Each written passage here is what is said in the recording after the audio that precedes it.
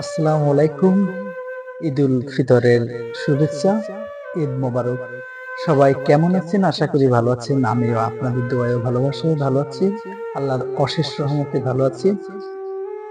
আলহামদুলিল্লাহ, আমরা তো ২৯ টি রোজা পালন করতে পেরেছি।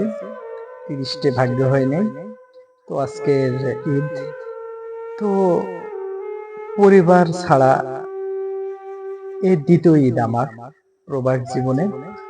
তো অন্যদিন যেটা কষ্ট হয় তার চেয়েও আজকের বেশি কষ্ট। কারণ পরিবার ছাড়া, ফ্যামিলি ছাড়া, বন্ধু-বান্ধব, আত্মীয়স্বজন ছাড়া ঈদ করা কতটা কঠিন, যারা একমাত্র প্রবাস জীবনে আছে, প্রবাসী, তারাই বোঝেন। এখানে টাকা দিয়ে পরিমাপ করা যায় না সবকিছু। কারণ আপনার কষ্ট, মানে কি বলবো? আপনার প্রচুর টাকা ইনকাম প্রবাস জীবনে মানুষের, কিন্তু একটা নতুন পোশাক কিনা হয় না, কোনো জায়গায় ঘোরা হয় না, ঈদের দিনও কাজ থাকে। অন্যরকম একটা জগৎ এই প্রবাস জীবনটা। তো সবাই ভালো থাকবেন সব সময়, আর আমাদের জন্য দোয়া করবেন। আল্লাহ যেন আমাদের শরীরটা সুস্থ রাখে। কারণ প্রবাস জীবনে সবচেয়ে মানুষের চাওয়া পাওয়াটা হচ্ছে শরীরটা সুস্থতা। কারণ সুস্থ না থাকলে এই প্রবাস জীবনে কারোর কোনো মূল্য নেই। আপনার কেউ পাশে থাকে না, আপনি অসুস্থ হবেন, কেউ পাশে নেই। জ্বর, সর্দি, কাশি, অসুস্থ, কাজে যাওয়া লাগে।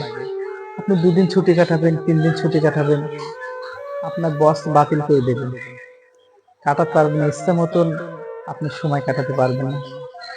তো প্রবাস জীবনের বাস্তবতা অনেক অনেক কঠিন জীবন। তো সবাই ভালো থাকবেন, দোয়া রইল। আমাদের জন্য দোয়া করবেন। আর আপনাদের ঈদ ভালো কাটুক। হয়তোবা আগামীকাল আপনাদের ঈদ বাংলাদেশে।